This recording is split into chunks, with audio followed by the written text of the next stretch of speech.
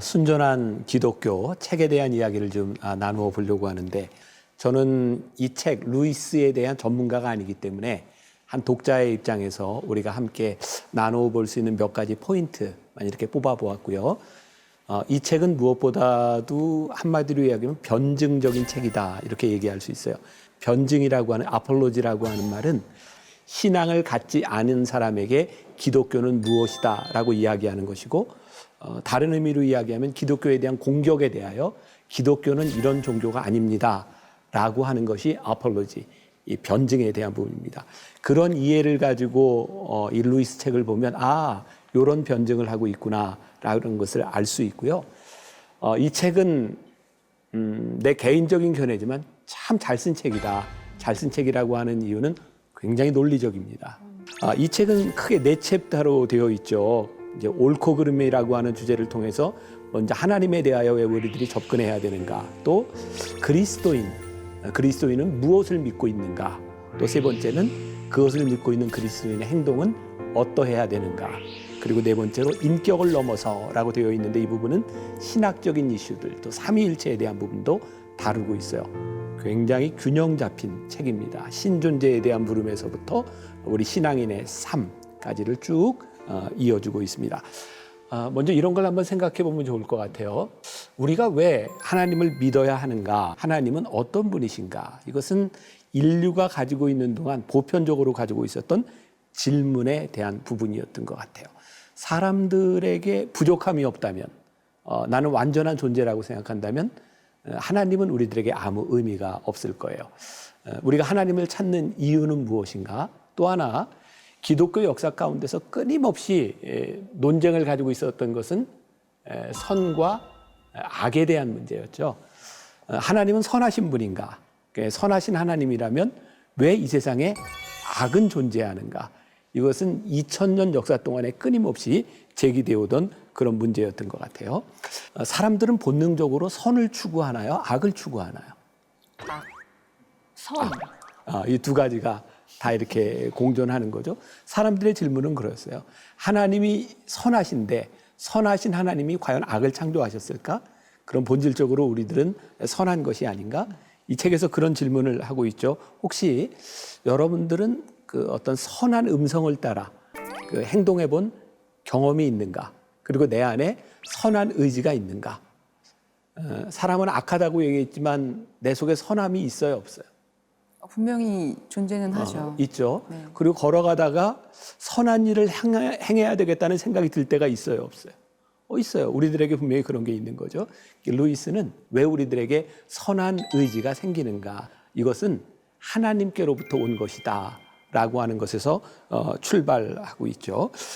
그리고 중요한 것은, 아주 중요한 출발점, 선한 하나님과 더불어서 우리 인간들이 가지고 있는 악에 대한 문제, 우리들이 선함을 알고 있지만 선을 행할 수 없는 우리 인간에 대한 악함에 대한 문제, 여기에서부터 하나님이 필요하다라고 하는 출발점을 가지고 있어요. 복음의 출발점이 그렇죠.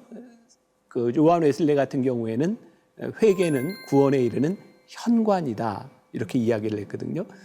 인간이 악하다고 하는 것을 아는 그곳에서부터 우리는 구원으로 들어가는 거예요. 그래서 이제 이런 전제를 가지고 이야기를 하고 있습니다. 자, 그 다음에 우리 한번 그리스도인이라고 하는 것에 대해서 좀 굉장히 이렇게 흥미있게 보았어요. 그리스도인이라고 하는 호칭에 대해서. 제가 책을 읽으면서 느꼈던 게 그런 것 같아요. 제가 영국 사회를 잘 모르지만 그 시대에도 영국 사람들이 그리스도인들을 바라보는 굉장히 냉소적인 부분들이 있었던 것 같아요. 요즘 쓰는 말로 세상 사람들이 교인 뭐 이런 것도 이런 말도 안 하고 저 교회 것들 뭐 이런 말 쓰기도 하고, 특히 코로나 문제 때문에 교인들이 많이 욕을 먹고 있죠. 굉장히 이분법적인 교인과 비교인 이렇게 바라보는 그런 시각들이 있었어요. 루이스가 아주 재미있는 해석을 하고 있죠. 우리들이 신사, 젠틀맨이라고 이야기를 할 때 그 당시에 본래 젠틀맨이라고 하는 사람의 본래의 뜻은 외투를 입고 다니거나 상당한 땅을 소유한 사람, 그게 젠틀맨이었다는 거, 본래의 뜻. 근데 이 말이 이렇게 쭉 변해가서 사람들이 저 사람 신사야? 그럴 때 그 사람은 땅을 가지거나 외투를 입은 사람이 아니라 내 마음에 들면 신사야? 라고 이렇게 변해갔다는 거죠. 그래서 그리스도인이라고 하는 호칭에 대해서도 우리가 본래의 의미를 좀 가질 필요가 있다. 과연 그리스도인이라고 하는 이 객관성은 무엇인가? 제가 조금 읽어드릴게요. 이 말이 그 가르침에서 유익을 얻은 사람에게만 그리스도인이라는 말이 제한적으로 쓰였을 가능성, 더 그리스도의 영에 가까운 사람들에게만 쓰였을 가능성은 없습니다. 기독교 교리를 받아들였으면서도 그에 합당치 않게 사는 사람이 있을 때 그는 그리스도인이 아니다 라고 하기보다는 그는 나쁜 그리스도인이다 라고 하는 것이 더 분명한 표현입니다. 그러니까 우리 그리스도인들이 완전한가요? 완전하지 않은 거예요. 그러니까 아마 루이스 시대에도 그랬던 것 같아요. 저 나쁜 사람들 그리스도인 중에 저 그리스도인도 아니야 라고 이야기하는데 사실 하나님께서 예수님께서 제자를 부르셨을 때 그 제자들은 다 완전한 사람이 아니었다는 거죠. 그러니까 우리들 공동체에는 조금 착한 사람, 조금 나쁜 사람, 더 나쁜 사람, 아주 못된 사람이 있지만 다 그리스도인이다. 또 그리스도인 그리고 여기에 생명력에 대해서 이야기를 하는데 이것도 아주 좋은 포인트라고 생각해요. 더 나쁜 그리스도인이다라고 하는 말에서 알 수 있듯이 모든 그리스도인들이 믿는 대로 살기는 어려워요. 그죠? 우리 피런 씨는 좋은 그리스도인, 나쁜 그리스도인? 저는 모르겠지만 어떤 다른 사람이 얘기해 줘야 될 것 같은데. 그래요. 뭐 다른 사람이 네. 어떤 것 같아요? 그리스도인. 네, 그리스도인. 네. 뭐 나쁘든 좋든 우리들이 그리스도인인데 한 가지 분명한 것은 좋은 그리스도인이든 나쁜 그리스도인이든 누구도 죄에서부터 자유롭지 않아요. 우리들이 가지고 있는 죄성에 대해서. 아무리 좋은 그리스도인이라고 이야기를 해도 평생 퍼펙트하게 좋은 그리스도인으로 살아갈 수밖에 없어요. 그러면 우리들 모두는 신앙생활을 하면서 때때로 이런 감정을 느끼지 않을까요? 나는 왜 이 정도밖에 안 돼? 우리 스스로 그런 거 참 많이 느끼지 않나요? 내가 은혜도 체험하고 난 하나님의 사람이고 어느 날 나에게 뜨겁게 타올랐던 열정도 있는데 어느 날 나를 보니까 난 이거밖에 안 되는 거야? 나는 포기된 것 같은. 그래서 그리스도인의 생명력이라고 하는 것은 무엇일까? 그리스도인이 끝까지 그리스도인으로서 살아갈 수 있는 것은 무엇일까? 이 부분에 대해서 루이스가 참 멋진 글을 하나 쓰고 있더라고요. 살아있는 몸은 죽은 몸과 달리 상처를 입을 때 어느 정도까지 자신을 치유할 수 있습니다. 몸이 살아있다는 것은 절대 상처를 입지 않는다는 뜻이 아닙니다. 어느 한도까지는 스스로 회복할 수 있다는 뜻입니다. 마찬가지로 그리스도인이란 절대 잘못을 저지르지 않는 사람이 아니라 넘어질 때마다 회개하고 다시 일어나 몇 번이고 새롭게 시작할 수 있는 사람이라는 뜻입니다. 그의 안에 있는 그리스도인의 생명이 매번 그를 회복시키며 그리스도처럼 일종의 자발적인 죽음을 반복할 수 있게 해주기 때문입니다. 저는 이 부분이 너무 좋았어요. 그리스도인의 생명력. 우리 그리스도인에게 있는 생명력은 우리의 완전함에 근거하는 것이 아니라 우리들이 그리스도인 되었기 때문에 우리를 회복시키시는 하나님으로 인하여 생명력이 유지되는 거예요. 혹시 우리들 가운데 자괴감에 빠진 사람이 있다면 실망하지 마세요. 우리들의 생명력은 내가 가지고 있는 완전성에 있는 것이 아니라 우리를 회복시키시는 하나님께 있는 거예요. 자, 또한 그리스도인은 자신의 선한 행동이 내 스스로 나오는 것이 아니라 그리스도의 생명력에서 나온다고 하는 것을 믿는 사람이죠. 우리가 선하기 때문에 하나님이 우리를 불러주신 것이 아니라 하나님이 우리를 불러주셔서 우리를 선하게 만드신다는 거예요. 아마 루이스가 변증해야 될 부분들 중에 그런 게 있었던 것 같아요. 사람들이 기독교인들을 바라보며 너희는 크리스찬인데 왜 악하냐? 너희는 왜 우리만 못하냐? 루이스가 이야기하는 거죠. 아니, 우리가 선하기 때문에 하나님이 우리를 불러주신 것이 아니라 악한 우리를 불러주셔서 우리를 그리스도인 삼아주신 거야. 여기에서부터 내 안에 그리스도의 생명력이 있다라고 하는 것은 내가 잘난 것이 아니라 내 안에 하나님께서 일하신다라고 하는 믿음이죠. 저에게는 여기서 또 하나 이런 발전시켜 볼 수 있는 것이 있다고 생각하는데, 하나는 율법, 하나는 은혜인 거죠. 우리들 스스로 선하고 우리들 스스로 강하고 우리들이 무언가를 할 수 있다고 생각하는 것, 그리스도인의 생명력이 없는 사람들은 굉장히 율법적이에요. 나도 율법적이고 누구인가에 대해서도 굉장히 율법으로 적용시키려고 그래요. 왜? 우리는 그리스도의 힘으로 사는 게 아니라 또 이렇게 해야 돼, 해야 돼, 해야 돼. 계속 율법인 거죠. 그런데 그리스도 안에 내가 있으므로 그리스도 안에서 내가 산다고 생각하는 사람들에게는 늘 은혜가 있어요. 우리는 하나님 때문에 하나님의 은혜로 살아가는 거야. 근데 루이스의 책을 쭉 읽다 보면 루이스에게 흐르고 있는 그리스도인의 생명력, 그것은 은혜로 연결이 되고 있더라고요. 루이스는 누군가를 정죄하려고 하는 것이 아니라 하나님이 우리들에게 베푸시는 은혜에 대한 생각들을 하고 있어요. 그래서 이런 질문으로 연결이 되는 거예요. 조금 전에 우리 교수님이 그런 이야기를 했습니다. 여기 미어 크리스천리티에 나오는 그 용어들 중에 굉장히 공격적인 용어, 전쟁 용어, 침공 뭐 이런 말들이 나온다. 사람들이 이렇게 질문을 던지는 거죠. 이 세상이 악한데 하나님이 한 번에 해결을 해버리시지 왜 예수님을 보내셔서 끝까지 이렇게 기다리고 참고, 아니 하나님이 힘이 없으신 건가? 이런 표현을 할 수 있을 것 같아요. 하나님은 왜 적군이 점령한 이 세상에 변장을 하고 들어와 일종의 비밀 결사들을 통해 마귀의 세력을 전복시키려 하십니까? 왜 대군을 이끌고 침공하시지 않습니까? 그만큼 강하지 못하기 때문입니까? 루이스가 여기에서 참 멋진 설명을 하고 있죠. 그런 예를 들잖아요. 프랑스군이 연합군과 함께 이제 전쟁을 하는데 독일군을 이겼어요. 그때 전쟁이 다 끝난 다음에 이제 프랑스 사람들이 나는 연합군 편이야 라고 나온다면 그게 무슨 의미가 있겠습니까? 사실은 싸울 때 같이 싸워야 그게 같은 편이지. 그러면서 극작가가 무대 위로 걸어 나오면 연극은 끝난 것입니다. 이렇게 이야기를 해요. 하나님이 심판에 등장하시는 순간 이미 그건 끝난 것입니다. 그러니까 하나님이 힘이 없으셔서가 아니라 우리로 하여금 하나님의 설 수 있는, 하나님 편에 설 수 있는 기회를 우리들에게 주고 계신 것입니다. 그러니까 그는 인간들 세상 속에 보이고 있는 죄에 대한 문제, 악에 대한 문제에서 하나님의 은혜를 보고 하나님의 기다리심과 하나님의 사랑을 보고 있어요. 하나님의 마음을 보고 있어요.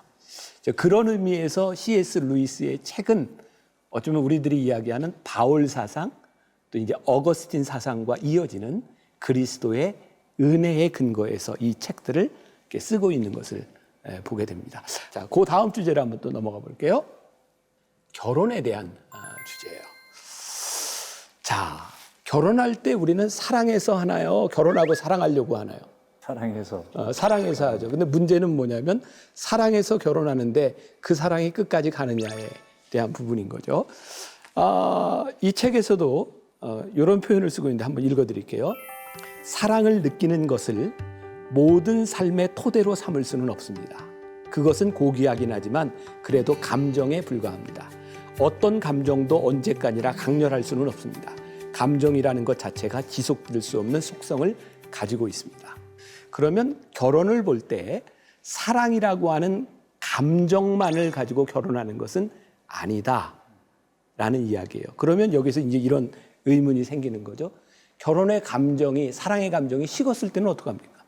제가 저희 그러니까 어머니하고 통화하면서 제가 그렇게 얘기했어요. 내가 민서 엄마 때문에 내가 못 살겠다고. 아니 이제 만난 지 20년, 결혼 15년 됐으면 이제 뭐 안 그래야 되는데 아직도 이거 심장이 벌렁거려가지고 그래서 내가 못 살겠다고 그렇게 얘기했는데 루이스의 이야기로 넘어가죠. 루이스는 감정은 믿을 만한 것이 못 된다. 감정은 변하는 것이죠. 맞습니다. 감정은 우리들이 지킬 수 있는 것이 아니에요. 그런데 문제는 뭐냐면 결혼은 감정으로 한다는 것이죠. 그러니까 우리가 결혼을 감정을 지키는 것으로만 생각한다면 결혼은 유지될 수 없는 거예요. 자, 사랑을 느끼는 것, 그것만이 다가 아니라 우리들이 결혼할 때 했던 그 약속의 유효함을 믿을 때 결혼은 유효성이 있는 거죠. 그래서 감정과 의지에 대한 부분들을 나누고 있는 것 같아요. 제가 결혼 주례할 때 이런 말을 합니다. 여러분, 지금 결혼하는 이 신랑 신부, 여러분들은 사랑의 감정으로 오늘 결혼을 합니다. 그러나 이 결혼을 유지시키는 것은 감정이 아닙니다. 의지입니다. 지금부터는 감정이 아니라 의지가 필요합니다. 자, 우리는 감정에 약속하는 것이 아니라 의지에 약속하는 거죠. 그래서 제가 남자들에게나 여자들에게나 늘 반지를 끼고 다니라 그래요. 저도 그래서 거의 반지를 끼고 다닙니다. 이유는 반지를 볼 때마다 내가 한 약속을 기억하는 거죠. 이것은 의지에 대한 부분이에요. 그래서 우리의 신앙, 결혼, 이 모든 것들이 너무 감정적이지 않았으면 좋겠다. 우리들이 가졌던 감정을 어떻게 유지해 가느냐라고 하는 것도 결혼뿐만 아니라 우리의 신앙을 유지해가는 굉장히 중요한 방법이다. 한번 생각해 볼 필요가 있을 것 같아요. 또 우리들에게 중요한 주제로 다뤄볼 수 있을 것 같은데 교만, 그리고 겸손, 이 부분을 다루고 있는데 굉장히 중요한 이것도 이슈가 될 것 같아요. C.S. 루이스는 이 세상에 살고 있는 사람들, 악에서부터 자유로울 수 없지만 가장 나쁜 죄가 있다면 뭐라고 얘기했죠? 교만. 그래요. 책을 잘 읽어오셨군요. 네. 교만이라고 이야기를 했어요. 그러면서 교만은 본질적으로 경쟁적이다. 이렇게 이야기를 합니다. 교만은 단순히 무언가를 가지는 것에 만족하지 못하고 옆 사람보다 더 가져야만 만족합니다. 우리는 사람들이 돈 많고 똑똑하고 잘생긴 것을 뽐낸다고 하지만 사실은 그렇지 않습니다. 남들과 비교해 더 똑똑하고 잘생겼다는 것을 뽐내는 것입니다. 우리를 교만하게 만드는 것은 남과의 비교입니다. 교만이 참 나쁜 것인데 이 교만은 본질적으로 비교하는 데서 생긴다는 거예요. 그러니까 내가 아무리 멋지고 내가 아무리 가진 게 많아도 다른 사람하고 비교할 게 없으면 이게 별로 죄가 드러나지 않는 거죠. 인간이 이 경쟁적인 이 부분에 대해서 이 교만을 어떻게 이길 것인가. 결국 전쟁에 대한 문제, 탐욕에 대한 문제, 이 모든 것들이 단순한 욕심에 대한 부분이 아니라 교만, 경쟁하는 데서 일어나는 부분이라는 거예요. 자, 그러면 이 교만을 이길 수 있는 것 가장 좋은 동목은 겸손인데 어떤 것이 겸손이고 어떤 것이 교만인가? 사실은 제일 힘든 게 뭔지 아세요? 내가 제일 낫다고 생각하는 거죠. 근데 우리의 마음 가운데 그게 다 있는 거예요. 교만은 하나님을 대적하는 것이기도 하고, 이 루이스가 이런 이야기를 합니다. 정말 겸손한 사람은 자신의 겸손을 의식하지 못하는 사람입니다. 그러니까 내가 겸손합니다라고 말하는 순간 교만한 거죠. 진짜 겸손은 내가 겸손하다고 하는 그런 의식을 가지지 않는 것. 그리고 C.S. 루이스가 이런 말을 해요. 우리 모두의 답이 될 수 있을 것 같아요. 우리가 겸손해지고 싶다면 그 첫 걸음은 바로 자신이 교만하다는 사실을 깨닫는 것입니다. 여기에서 우리는 이제 줄타기를 하는 거예요. 여기까지 오케이. 나도 내가 스스로 그래 내가 참 교만했었구나 라고 생각하는 순간 나는 겸손으로 들어가는데 들어가서 이제는 내가 겸손하구나 하는 순간 또 교만해지는 거죠. 그러니까 사실은 우리 인간이 가지고 있는 본성에 대한 부분이 이 안에서 우리들이 줄타기들을 하고 있는 거예요. 마지막으로 한 가지만 얘기합시다. 자, 믿음에 대해서. C.S. 루이스는 믿음이라는 말의 두 가지 차원을 이야기합니다. 첫 번째는 뭐냐면 기독교 교리를 사실로 받아들이는 것이 믿음이다.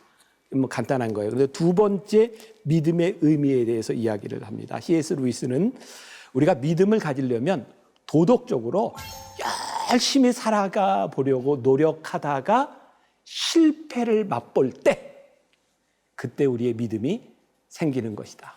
우리의 실패를 맛볼 때 우리들의 능력으로 하나님의 뜻대로 살아가려고 해보지만 그것이 안 된다고 느낄 때 우리가 실패를 경험하는 순간 그리스도에게 우리의 삶을 맡길 때 믿음의 시작이 되고 거기에서 구원이 시작된다라고 말을 합니다. 한 문장을 읽어드리고 마칠게요. 결론적으로 그리스도인은 도덕적인 노력을 진지하게 기울여 보아야 항복할 수 있습니다. 그리고 그리스도를 믿어야만 그 절망에서 구원받을 수 있습니다. 그러면 바로 그 믿음으로부터 반드시 선한 행동이 나오게 되어 있습니다. 저는 굉장히 C.S. 루이스가 균형 잡힌, 결국은 하나님에게서부터 시작해서 믿음의 행동까지 아주 일관성 있게 그 변증을 하고 있구나라는 생각이 들어서 굉장히 유익한 책이었던 것 같습니다. 여기까지. 고맙습니다.